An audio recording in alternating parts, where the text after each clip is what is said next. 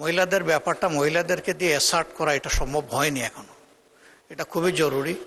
আমরা অনুরোধ করব যে এটাকে প্র্যাকটিসে আনা দরকার। বাকিটা উনি বলবেন এখন। আমি শাহজাহান চৌধুরী, চট্টগ্রাম 15, মদ ও জুয়া নিষিদ্ধকরণ বিলটি এই মহান সংসদে উত্থাপনের জন্য আপনার অনুমতি প্রার্থনা করছি। মাননীয় স্পিকার, আপনাকে ধন্যবাদ। মাননীয় আইনমন্ত্রীকে মাইকটা দেন প্লিজ। মাননীয় স্পিকার, আপনাকে ধন্যবাদ। মাননীয় স্পিকার, যে দুইটা আইন প্রস্তাব করেছেন, দুইটা আইনই আমাদের এখানে আছে।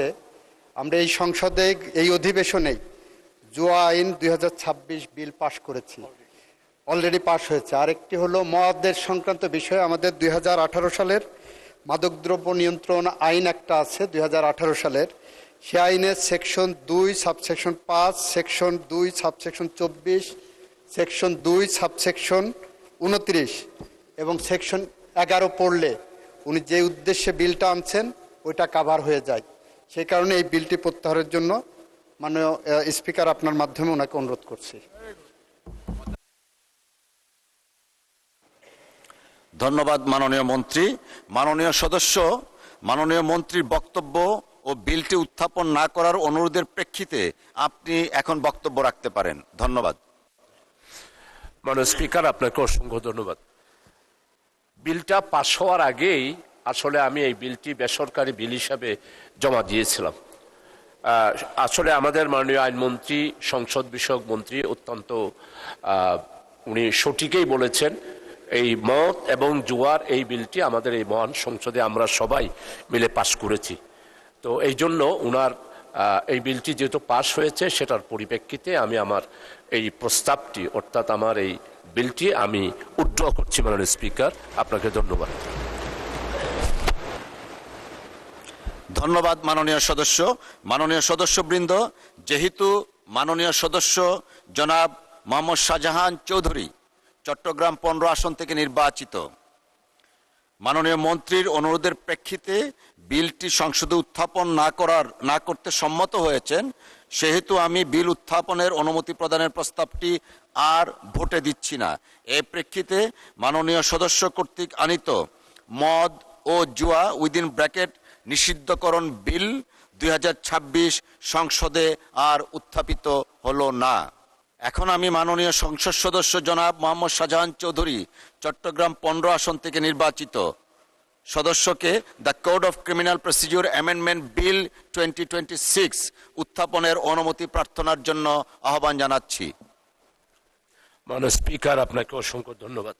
আমি Shahjahan Chowdhury Chittagong 15 the code of criminal procedure 1898 অধিকতর সংশোধন কল্পে আমার আনিত bill the code of criminal procedure amendment bill 2026 উত্থাপনের জন্য আপনার অনুমতি প্রার্থনা করছি। মাননীয় স্পিকার, আপনাকে ধন্যবাদ। ধন্যবাদ মাননীয় মন্ত্রী। মাননীয় আইন, বিচার ও সংসদ বিষয়ক মন্ত্রী। মাননীয় স্পিকার, আপনাকে ধন্যবাদ। মাননীয় স্পিকার, ফৌজদারি কার্যবিধিতে 565টি ধারা আছে, তার অনেকগুলো উপধারাও আছে।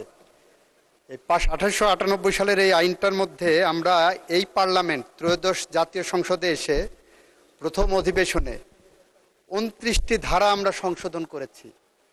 আরও কিছু ধারা আমরা সংশোধনের উদ্যোগ নিয়েছি। উনি এই বিলটি দেওয়ার পরে মাননীয় স্পিকার, আমরা পার্লামেন্টে গত 30শে জুন চিঠি লিখে জানিয়েছি, আপনাদের রেকর্ডেও আছে, যে আমরা এই সেকশন সহ, ওনার এটা বিবেচনা সহ আরও কিছু সেকশন আমরা অ্যামেন্ডমেন্ট আকারে অচিরেই নিয়ে আসব।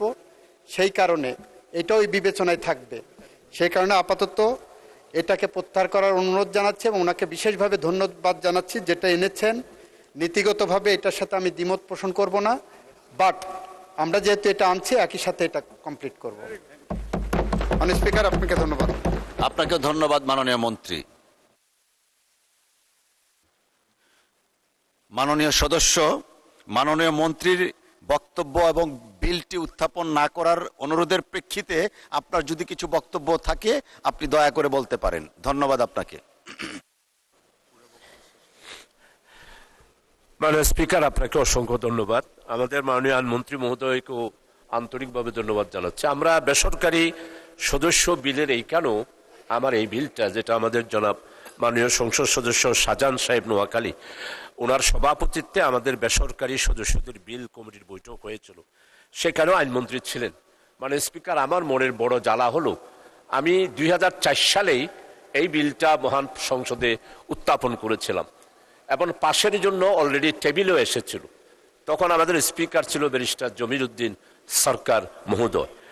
তো যেদিন পাশ হবে এবং বিলটা আমরা সবাই উৎসাহ উদ্দীপনা, আমার জামাত সহ, আমি তো তখন 4 দলীয় জুটেই ছিলাম, তো সবাই আমরা উৎসাহ উদ্দীপনা নিয়ে সেদিন এসেছিলাম। সেই দিন আমাদের মাননীয় প্রধানমন্ত্রী, দেশনেত্রী, 3 বারের প্রধানমন্ত্রী, আমার অত্যন্ত পরম শ্রদ্ধাভাজন, উনি আমাকে স্নেহ করতেন। উনি আমাকে ডেকে যখন বললেন যে আমরা বিলটা বিবেচনা করব, নির্বাহী আদেশ দেব, আপনি উইথড্র করেন। তো আমি সেই এটার পরিপ্রেক্ষিতে আমি উইথড্র করেছিলাম। এটা আমাদের সম্মানিত তখনকার দিনের ডক্টর খন্দকার মোশাররফ সাহেব, উনি উপস্থিত ছিলেন, সবাই আপনারা পুরাতন যারা আছেন। তো কিন্তু সেই যে 2004 সাল, আজকে 2026 সাল, এখনো পর্যন্ত আমি যে পোস্টমর্টম অ্যামেন্ডমেন্ট বিল, মাননীয় স্পিকার আপনি নিজেও জানেন, প্রতিদিন সড়ক দুর্ঘটনা, প্রতিদিন আমাদের বিষ প্রয়োগে মারা যাচ্ছে, পানিতে ডুবে মারা যাচ্ছে, নৌকায় ডুবিতে মারা যাচ্ছে। এদেরকে পোস্টমর্টম করার জন্য যখন আনা হয় মাননীয় স্পিকার, কত যে জ্বালা, কত যে কষ্ট। একদিকে মৃত্যুবরণ, আরেকদিকে তাদেরকে পোস্টমর্টম, আরেকদিকে তাদেরকে দাফন কাফন, এই সব জ্বালাতন থেকেই 1898 সালের আগেই এটা এই পোস্টমর্টম এই বিষয়টা তখনকার দিনও আইনটা ছিল। মানে স্পিকার, আমি এই জন্যে এই দুঃখ, এই ব্যথা, এই বেদনা, জনগণের এই গ্লানি থেকে মুক্ত হওয়ার জন্যই আমি অত্যন্ত সাজানো গুজানো ভাবে এই বিলটি আমি দীর্ঘদিন সাধনা করেই আমি আবারও এতদিন পর, প্রায় 22 বছর পর আবার এই বিলটি এনেছি। তো মাননীয় আইনমন্ত্রী যদি মেহরবানি করে এটাকে উইথড্র করার জন্য বলেছেন, আমি এটাকে অবশ্যই সম্মান করি এবং আপনাকে অবশ্যই সম্মানিত করব।